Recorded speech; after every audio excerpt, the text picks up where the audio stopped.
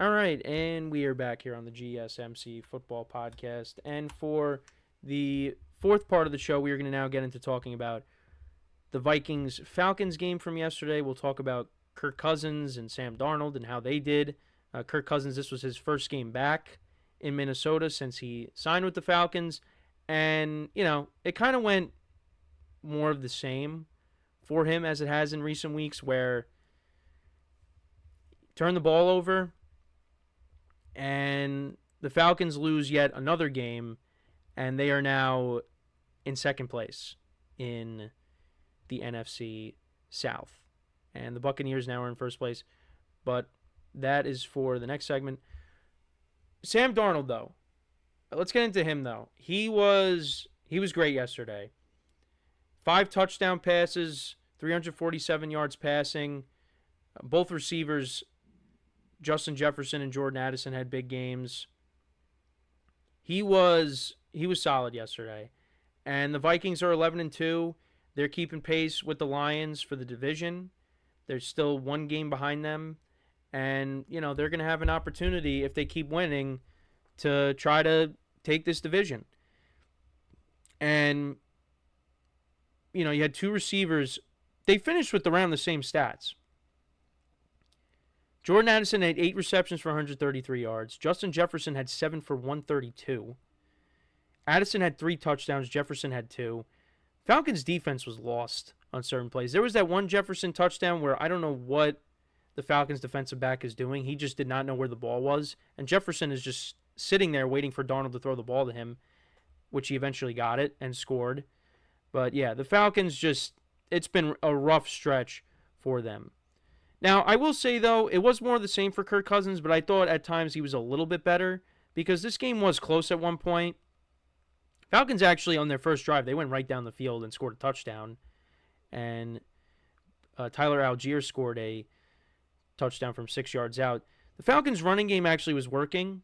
They finished with 158 rushing yards and 2 touchdowns. Bijan Robinson had 92 yards on the ground. Algier had 63.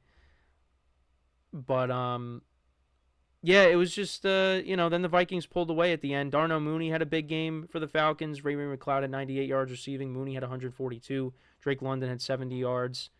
McCloud also did lose a fumble in this game. Falcons' defense did have 4 sacks of Darnold. Vikings' defense only had 1 sack of Kirk Cousins. But, Cousins had over 300 yards passing, 344, but no touchdowns, 2 picks. And now they're 6-7.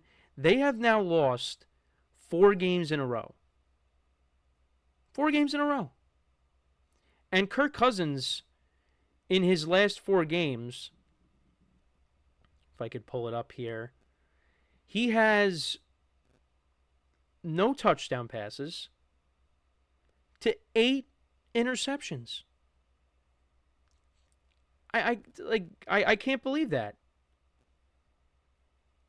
And, Raheem Morris says, still the head coach, he's still our quarterback, when he was asked if they would consider starting Michael Penix Jr. Kirk Cousins is a problem right now. And they brought him in because they thought that he was going to be a difference maker, and he's had some good games this year, but 2 of them came against the Buccaneers. And now, the schedule got tougher. I mean, they played the Saints on the road. He did not play well. They played the Broncos, who are a playoff team. The Vikings are a playoff team. The Chargers are a playoff team. And he has not delivered. He has not delivered. These are the games that he's supposed to come in and be the difference maker. And it's not happening right now. But you could say, well, he's coming off an Achilles. Maybe next year it'll be different and he'll play better. We'll have to wait and see. But right now, this team could be on the outside looking in. Their only shot of making the playoffs is winning the NFC South. And right now, they're in second place. Because the Bucs picked up another win yesterday. They've won 3 in a row. They got their swagger back. with, Mike Evans coming back now. Now, they've played against the Giants, the Panthers, and the Raiders, but they beat who they're supposed to beat. Falcons have kind of gone through a tough stretch with some of the teams that they've played against. Now, the Bucs will be taking on the Chargers next week. That's going to be a tough game. But then they also have Dallas. They got the Panthers and the Saints at home. So, the Saints might not have Derek Carr because Derek Carr got hurt in the game yesterday against the Giants. So right now, I said it, and I'm going to say it again. I like the Bucs' chances right now to win the division the way things are going. But it's just, for the Falcons, Kirk Cousins is not playing well. But the defense also, you gave up you gave up over 400 yards of total offense. Actually, the Falcons had almost 500 yards of total offense in this game. But they still ended up, losing by 3 touchdowns. So it's just they're going through it, but their season's not over. But you got to hope now these last 4 games. You got the Raiders on the schedule, you got the Giants, you got the Commanders, which that game's going to be tough, and then you got the Panthers at home. You got to win those games. Otherwise, it's going to be a disappointing season. And it's going to be kind of like the season that it's been these last couple of years. Last year, they were in it for the division, but they fell short. And like I said, they brought in Kirk Cousins because they thought he was going to be a difference maker. And he just hasn't been that. Now, on the Vikings side of things, there was a little bit of a rough patch with Sam Darnold, but these last couple weeks, he's been back to being how he was early on in the year. And right now, on the season, he has 28 touchdowns to 10 picks. He's putting together his best season as a pro. And this is a Vikings team that's going to make the playoffs. And they're going to be very dangerous. They got some tough games coming up on the schedule themselves. 3 of the last 4 games are against divisional opponents, and you got the Seahawks in Seattle. But this is a dangerous Vikings team. Especially when you got Justin Jefferson and Jordan Addison putting up the numbers like they did yesterday. And then you got TJ Hawkinson back, Aaron Jones running the football. This team could beat you in a lot of different ways. The defense, though, it's kind of been worrying me these last few weeks. Again, like the Falcons put up almost 500 yards of total offense on them. So you do kind of worry about that. But if I'm one of these teams that's going to be a division winner, unless the Vikings win the division, I don't want to face the Vikings. That's a tough team that you're going to have to go up against. And if Sam Darnold plays like how he did yesterday, yeah, they're very dangerous. But you think Kirk Cousins misses playing for the Vikings right now? I think he does.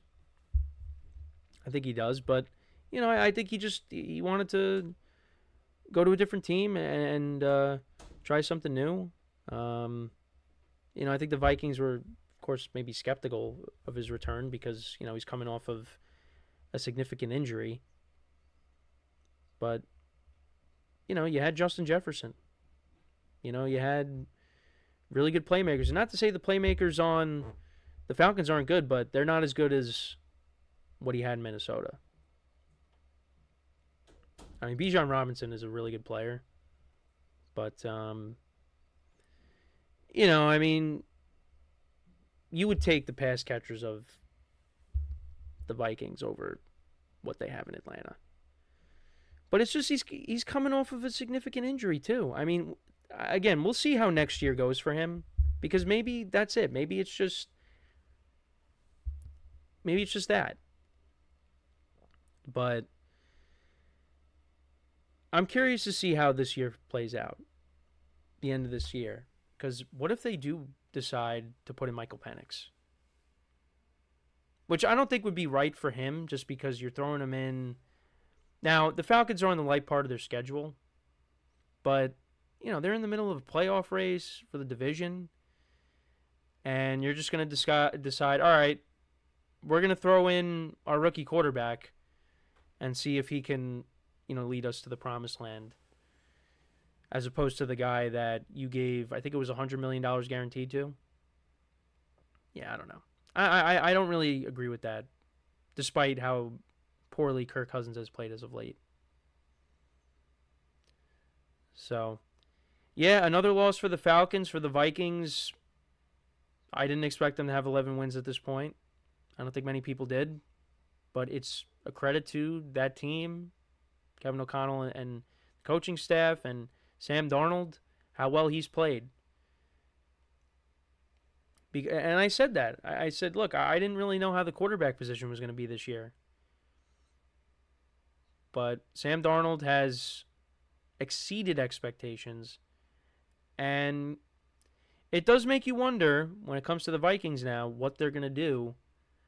Because are they going to let Sam Darnold walk and go to J.J. McCarthy next year? Or are they going to be like, we can't pull the plug on Sam Darnold? I right now, I would probably lean towards they're going to let Sam Darnold walk and go with J.J. McCarthy. But only time will tell. Only time will tell. But let me know what you guys think about this game, about Kirk Cousins, about the Vikings. What were your takeaways from this game? Let me know in the comments. So we're going to take our final break of the show now. When we come back, we will talk about the Bengals-Cowboys game for tonight, and then it'll take us to the end of the show. So for one final time today, stick around, and we'll be right back here on the GSMC Football Podcast.